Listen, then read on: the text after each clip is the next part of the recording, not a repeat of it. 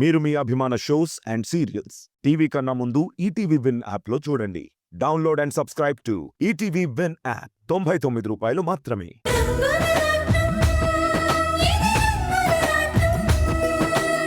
పంతులు గారు, రాధ ఎలా ఉన్నారు? రాధనా? మొన్న అడిగానే ఆయన గురించి. ఎవరు? మా శివ గురించా?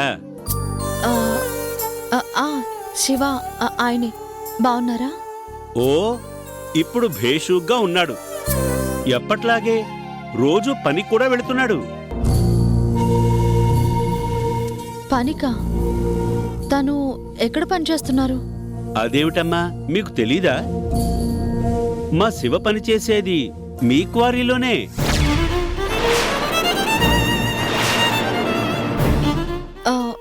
ఏంటి, క్వారీలో? నిజంగానా? అవునమ్మా, శివకి క్వారీలో పనిచ్చింది కూడా హర్షగారే. నా రాధ క్వారీలో హర్ష గారి దగ్గర పనిచేస్తున్నారా? భగవంతుడా, చివరికి నా భర్తకి అలాంటి పరిస్థితి కల్పించావా? ఏంటోనమ్మా, చూడబోతే గొప్పింటి కుటుంబం నుంచి వచ్చినట్టుగానే కనిపిస్తాడు. అలాంటివాడు క్వారీలో రాళ్ల గంపలు మోస్తూ ఒక కూలివాడిగా మోటు పనులు చేయాల్సి రావడం చూస్తే ఒక్కొక్కసారి నాకు చాలా బాధ అనిపిస్తుంది. మరి మీ శివ ఉండేదెక్కడా? మా రహీంబాయి ఉన్నాడే, వాళ్ళ టీకొట్లోనే. పని, పాట, నిద్ర అన్నీ అక్కడే. నా భర్త రాళ్ల గంపలు మోస్తూ దిక్కులేనివాడిగా ఎక్కడో చీకట్లో తలదాచుకుంటున్నాడా? ఏం చేస్తామమ్మా, ఒక్కొక్కడు తలరాత అంతే, భరించక తప్పదు. పంతులు గారు వచ్చి చాలాసేపు అయింది, నేనుంటాను. మంచిదమ్మా.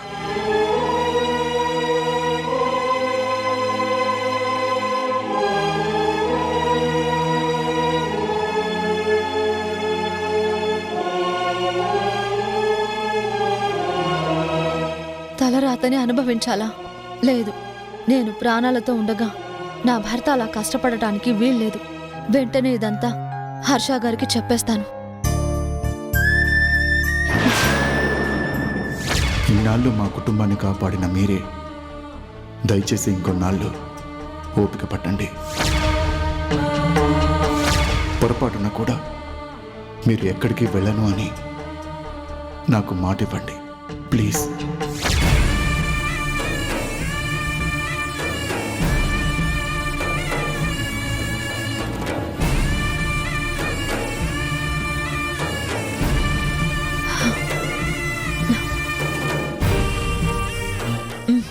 ఇప్పుడు హర్ష గారితో నేను నా భర్త కనిపించారు అని చెబితే రాధాని ఎట్టి పరిస్థితుల్లోనూ క్వారీలో పని చేయనివ్వరు. ఆయన కోసం ప్రత్యేకంగా ఏదైనా చెయ్యాలి అని ప్రయత్నిస్తారు. కానీ అందరి దృష్టిలో ఇప్పుడు తన పేరు రాధ కాదు, శివ. ఎవరో శివాకి హర్ష గారు కావాలనే ఏదైనా చేస్తే బయట వాళ్లతో పాటు ఇంట్లో వాళ్లకు కూడా అనుమానం రావచ్చు. ఆ శివ ఎవరు అని గుచ్చి గుచ్చి అడిగితే ఏం సమాధానం చెప్పాలి?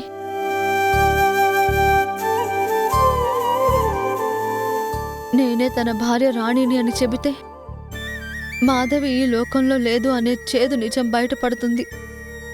అప్పుడు ఇన్నాళ్ళు నేనే తన తల్లిని అనుకుంటున్న నాని తట్టుకోగలడా?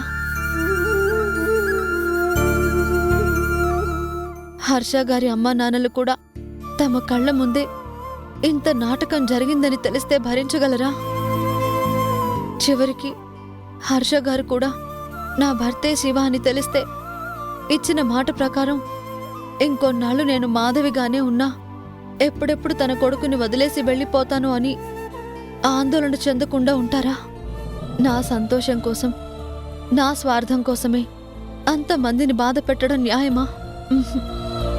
ఒక చేత్తో ఇచ్చినట్టే ఇచ్చి మరో చేత్తో భలే లాక్కున్నావయ్యా శివయ్య. లేదు, ఈ పరిస్థితుల్లో నా భర్త గురించి బయట పెట్టడం కరెక్ట్ కానే కాదు. ఇప్పుడు నేను చేయాల్సింది నా భర్తకి గతాన్ని గుర్తొచ్చేలా చేయడం, ఆ ఇంటి దొంగల గురించి సాక్ష్యాధారాలతో అందరి ముందు నిరూపించడం. ఆ రోజు వచ్చేదాకా నేను ఈ అగ్ని పరీక్షని తట్టుకొని నిలబడతాను. ఈ రహస్యాన్ని నా గుండెల్లోనే దాచుకుని మాధవిగానే అనుకున్నది సాధిస్తాను.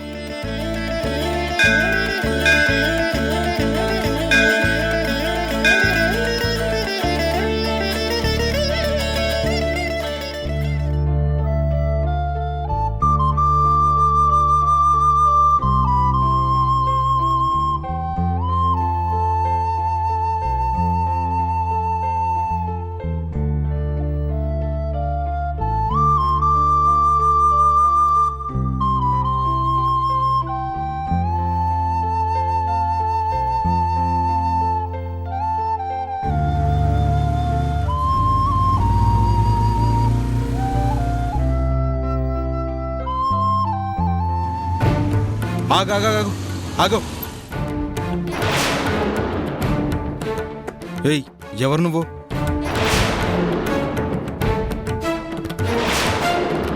ఆ బస్తాలో ఏం తీసుకెళ్తున్నావు? మామిడికాయలండి. ఏంటి, మామిడికాయలు కోసుకెళ్తున్నావా? ఎవరు పర్మిషన్ ఇచ్చారు? బాబురావు గారండి. ముందు ఆ బస్తా దించు.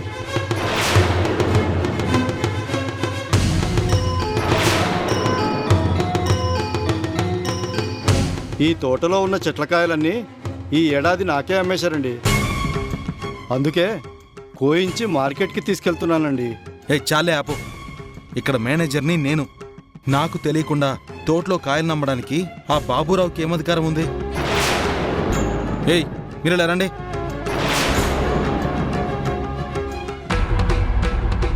ఏంటి బాబు? మీరేంటి ఎవరో వచ్చి అడగగానే కాయలు కోసి చేస్తారా? ఆనంద్ బాబు, ప్రతి ఏడాది ఇక్కడ మామూలే. బాబురావు గారు హర్ష సార్కి మావయ్య గారే కదా. చుట్టరికాలన్నీ ఇంటి వరకే. ఇక్కడ ఏం జరిగినా నాకు తెలియాలి. మేనేజర్గా నేను చెప్పినట్టే మీరందరూ నడుచుకుని తీరాలి. అలాగే బాబు. ఆ కాయల బస్తాను తీసుకెళ్లి స్టోర్ రూమ్లో పెట్టండి. రంగా, ఇలారా.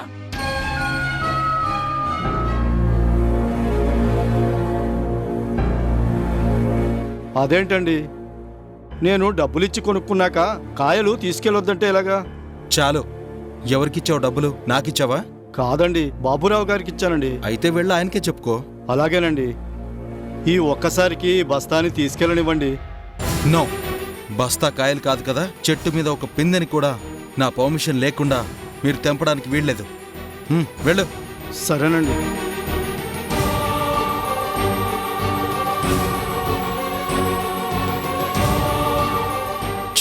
ఈ బాబురావు కక్కుర్తి పనుల వల్ల నాకు చెడ్డ పేరు వచ్చేలా ఉంది.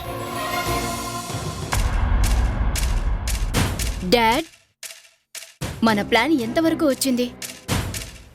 బేబీ, ఆల్రెడీ ఒకని సెట్ చేశాను. మనం ఏం చెప్పమంటే అదే చెప్తాడు.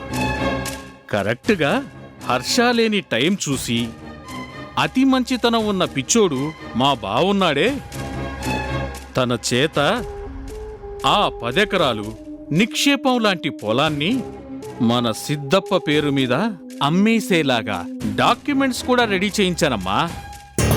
డాడ్, మావయ్య అంత ఈజీగా ఆ డాక్యుమెంట్స్ మీద సంతకం పెట్టేస్తాడంటావా? చూడమ్మా, మందు తాగేవాడికి మందు వీక్నెస్, పేకాటాడేవాడికి ఆట వీక్నెస్, మంచివాడు అనే పేరుని తెచ్చుకున్నవాడికి ఆ పేరుని కాపాడుకోవాలి అనే వీక్నెస్. అర్థమైంది. మామయ్య బలహీనతే మనకి లక్షల లాభాన్ని తెచ్చిపెడుతుందన్నమాట. మరి ఈ బాబురావు అంటే ఏమనుకున్నావు? మనుషుల సెంటిమెంట్స్తో ఆడుకోవడం నీ డాడీకి ఉగ్గుపాలతో పెట్టిన విద్య.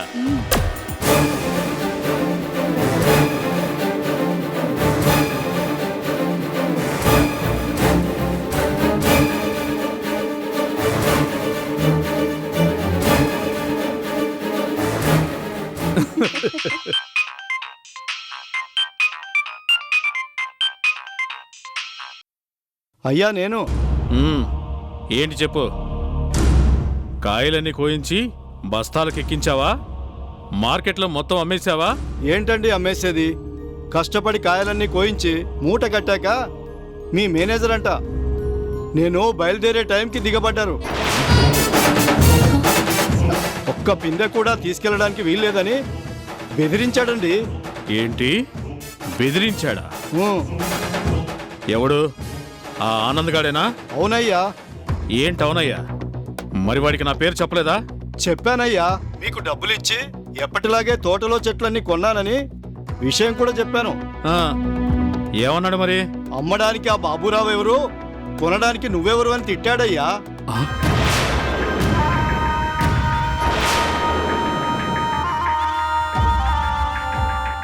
ఎంత ధైర్యం వాడికి! రే, వాడు ఆఫ్టర్ ఆల్ మా ఇంట్లో పనిచేసే వాళ్ళ కొడుకు. వాడు బెదిరిస్తే నువ్వు చేతులు ముడుచుకొని కూర్చుంటావా? మరి ఏం చేయమంటారమ్మా? ఇన్నేళ్లుగా హర్ష గారికి తెలియకుండా ఇదంతా గుట్టుగా చేస్తున్నాం. నేను గొడవ పడితే బాబురావు గారి పేరు కూడా బయటకు వస్తుంది. ఆ, అది కూడా నిజమేలే. నువ్వు మంచి పని చేసావు. మరి కాయల కోసం నేను ఇచ్చిన డబ్బుల సంగతి?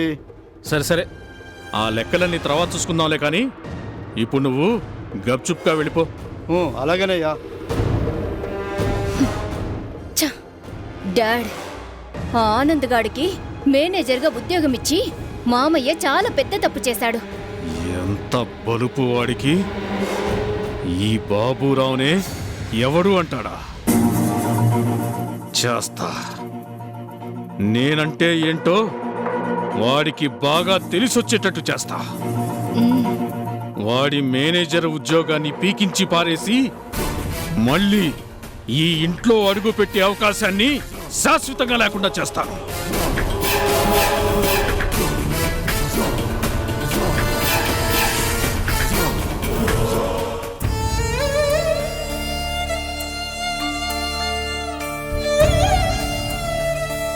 ఎక్కడ ఇంత పెద్ద క్వారీలో ఉన్న రాధ ఎక్కడ పనిచేస్తున్నట్టు? అమ్మా, ఆ? మనం ఇంటికెళ్లకుండా ఇక్కడికెందుకు వస్తున్నాం? ఆ, ఆ, అది మీ నాన్నగారు ఉంటారు కదా, ఒకసారి కనిపించి వెళ్దామని. అమ్మా, నేను కూడా క్వారీకొచ్చి చాలా రోజులైంది తెలుసా? నేను మాత్రం ఇదే మొదటిసారి. అదేంటమ్మా, ఒకసారి పండక్కి పని వాళ్ళందరికీ బట్టలు పెట్టడానికి నువ్వు, నేను, నాన్న మన ముగ్గురం కలిసే వచ్చాం కదా, మొదటిసారి అంటావేంటి? అంటే మనమిద్దరం రావడం ఇదే ఫస్ట్ టైం కదా, అందుకే అలా అన్నాను. ఓ అదా.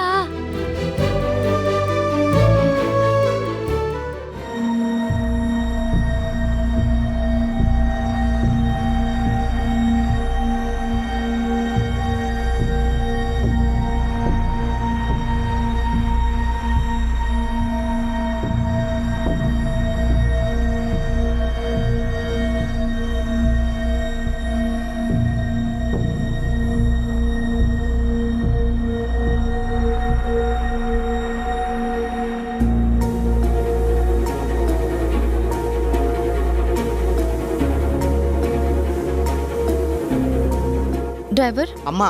మేము అలా వెళ్ళొస్తాము. సరేనమ్మా. రా.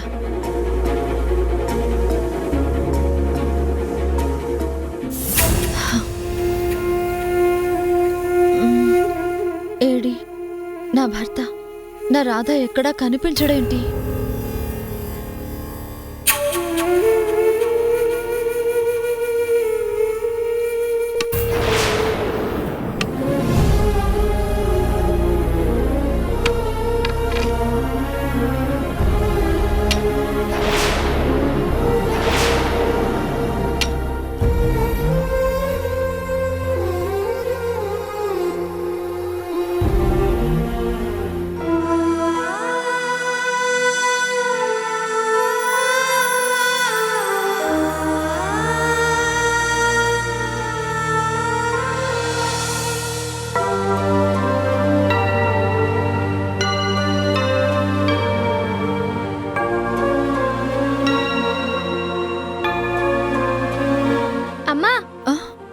ఎక్కడికి? నాన్నుండేది ఆఫీస్ రూమ్ లో కదా. నువ్వు లోపలికి వెళ్ళు, నేను ఇప్పుడే వస్తాను. ఓకే.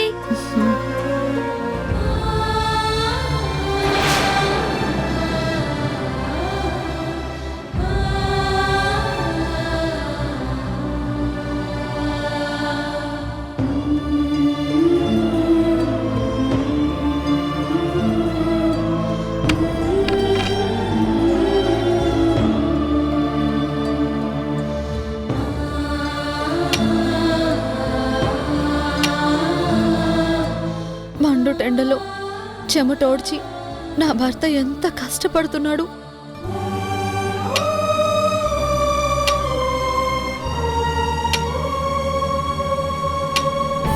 ఎలా ఉండే మనిషి ఎలా మారిపోయారో. ఆయన దగ్గరికి వెళ్ళి నా చీర కొంగుతో చెమటని అద్దాలనిపిస్తోంది. కానీ కళ్ళారా చూస్తూ కూడా ఏమీ చేయలేని పరిస్థితి నాది.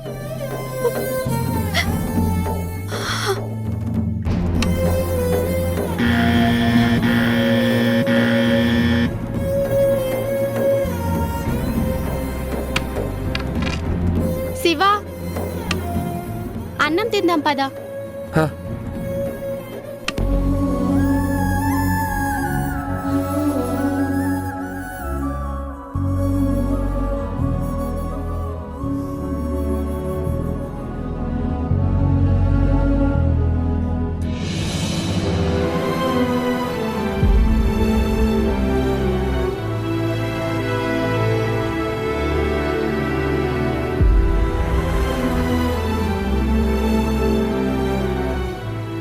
శివా, తీసుకో.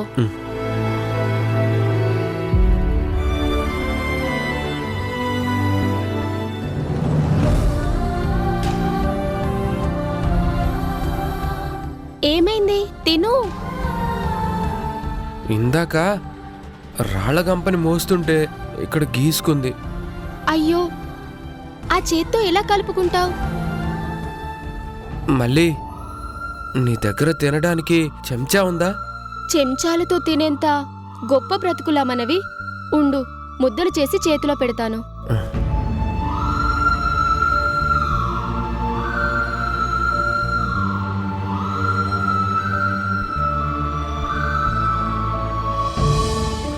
మళ్ళీ ఇవాళ కూర ఏం చేయలేదా? కూరలు కొందామంటే డబ్బులు లేవు.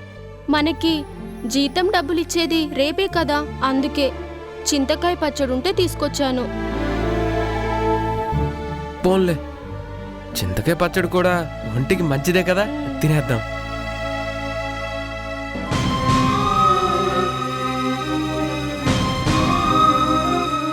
అయ్యో, 10 మందికి అన్నం పెట్టే స్థాయిలో ఉండి కూడా నా భర్త ఇక్కడ పచ్చడి మెతుకులతో కడుపు నింపుకుంటున్నారా?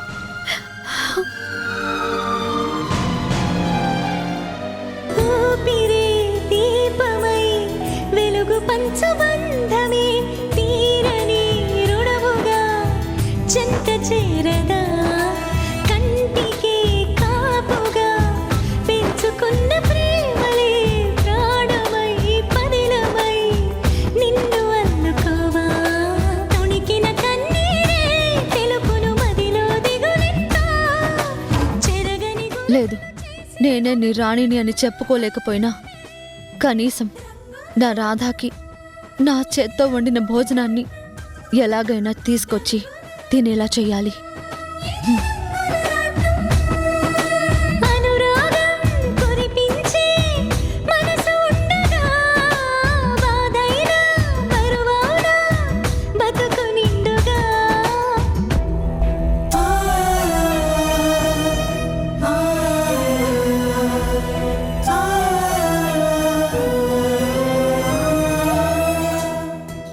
అమ్మగారు, మీరు రావడం చూడలేదమ్మా, క్షమించాలి. పర్వాలేదు. అమ్మా, నాన్న ఈరోజు క్వారీకి రాలేదంట. అవునా? ఇక్కడే ఉంటారు కదా అని చూసిపోవాలని వచ్చాము. హర్ష సారు ఇంకేదైనా పని మీద వెళ్ళారేమోనమ్మా. అమ్మా, నాన్న లేరు కదా, ఇక వెళ్దామా? పద నాని, వెళ్ళొస్తామండి. అలాగేనమ్మా.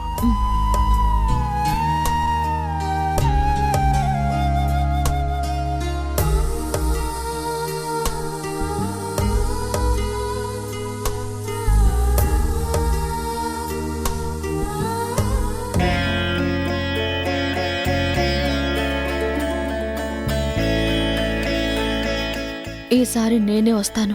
నా భర్తకి నా చేత్తో నేనే భోజనం వడ్డిస్తాను.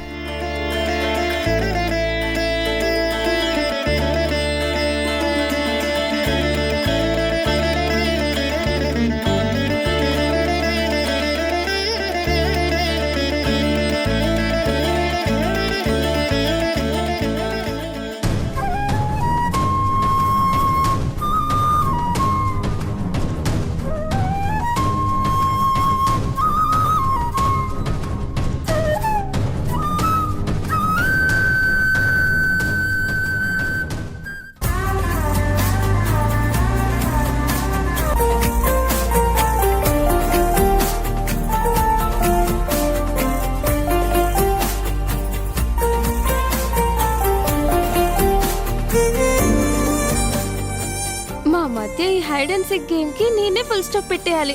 నా మనసులో మాటని చెప్పేసి ఒక fine morning I love you అనేయాలి.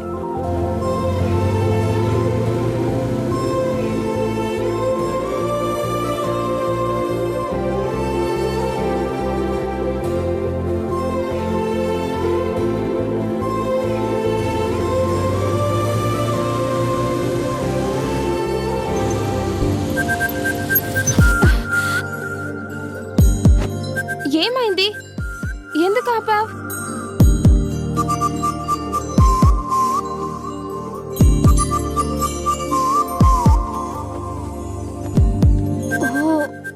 Oh shock కొట్టిందా? ఒక్కసారేంటి మేడం, ఈ మధ్య మీరు కావాలనే షాక్ల మీద షాక్లు ఇస్తున్నారు. అవునా? నేనేం చేశానంట? ఇంకేం చేయాలి, ఆ విషయాల పేరు చెప్పి ఇలా బాడీ గార్డ్లా తిప్పుకోవడం ఏం బాలేదు. నీకు బాలేదేమో కానీ నాకు మాత్రం చాలా చాలా బాగుంది. ఉంటుంది. ఇలా మీ వెంట తిరుగుతూ ఉంటే నా ఉద్యోగం ఊస్ట్ అయిపోతుంది. పోతే పోయిందిలే. ఆ జాబ్ కన్నా డబుల్ శాలరీ ఈ జాబ్ చేస్తే నేను ఇస్తాలే. ఏం అక్కర్లేదు, నాకు చాలా పనులున్నాయి. ఇప్పటికైనా నన్ను వెళ్ళనివ్వండి. సరే కాని ఇప్పుడు నువ్వేమన్నా? నేను ఫామ్ హౌస్ కు వెళ్ళాలి అన్నాను. దానికి ముందు నా జాబ్ పోతుంది అన్నాను. నో అంతకు ముందు అది మీ వెంట తిరుగుతూ ఉంటే. కరెక్ట్. ఫామ్ హౌస్ కి మేనేజర్ గా అక్కడ పనులు చేయడం ఎంత ముఖ్యమో, విశ్వాసం గల కుక్క పిల్లల బాస్ గారి చెల్లెల్ని సేఫ్ గా చూసుకోవడం కూడా మోస్ట్ ఇంపార్టెంట్ పనే కదా. ఏంటి మేడం మీరు, అది ఇది ఒకటేలా అవుతుంది? రెండు ఒకటే.